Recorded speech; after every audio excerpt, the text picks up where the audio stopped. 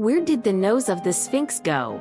When people mention the pyramids, they inevitably think of the Sphinx, which, like two brothers, has become a symbol of Egypt. The Sphinx is located next to the second largest pyramid in Egypt, the Khafre Pyramid. Wearing a crown on its head, with a relief of the Khepri sacred snake carved on its forehead, and a beard hanging over 5 meters long from its chin.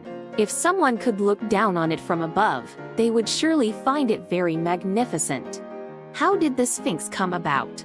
For many years, scientists have been pondering its year of birth. One theory is that in 2610 BC, the Egyptian pharaoh Khafre came to his pyramid, looked around, and was very satisfied. Just as he was about to leave, he suddenly noticed a huge stone in the quarry that had not been used, so he commanded the craftsmen, "Make me a sphinx, but carve the face in my likeness." The craftsmen quickly complied, and thus the Sphinx was created. Scientists protest against this theory. Would a dignified pharaoh need to guard his own tomb? So the Sphinx was not built by Khafre at all. Based on the degree of erosion the statue has suffered from floods, it is estimated that the statue was built 7,000 to 9,000 years ago. However, this is only speculation, as there is no conclusive evidence. In any case, the Sphinx is greatly revered by many, but now it lacks a nose, and its nose did not fall off due to natural weathering. Could it be that someone dared to take action against it? One widely circulated theory is that in 1798, when Napoleon invaded Egypt, he saw the majestic Sphinx seemingly taunting him. So, in a fit of rage, he ordered his men to blast off its nose with cannonballs. However, this theory is not reliable, as records of the Sphinx missing its nose predate Napoleon.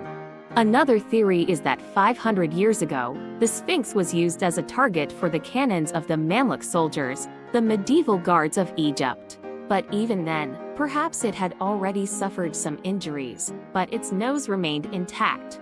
So, how did the nose come off? Legend has it that the Egyptian pharaohs had special reverence for this statue, calling it the sun god, and would come to the statue every year on the sun god's birthday to hold grand celebrations. However, while everyone was paying respectful homage to the Sphinx, there were some dissenters who disagreed. They were radical atheists who thought it was ridiculous to worship a stone every day. So, they conspired to destroy the statue, but the statue was so large that completely altering it was very difficult. At this moment, a scruffy-looking man suggested, "Why not just destroy the face of the statue?" This proposal was unanimously agreed upon by the crowd.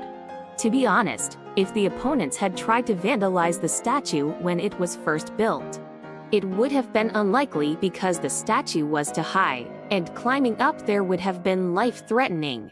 However, the wind blew sand from the desert towards the pyramids.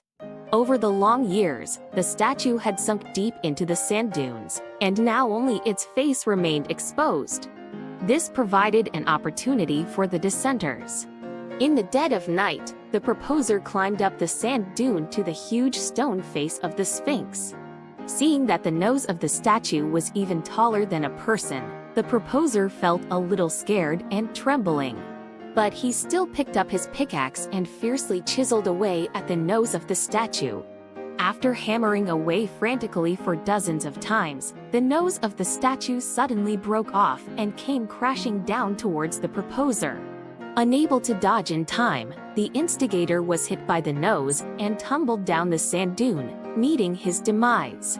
Since then, the Sphinx has been without a nose, and later, its beard and sacred snake were also gone, leaving only a vague face standing in the desert for years.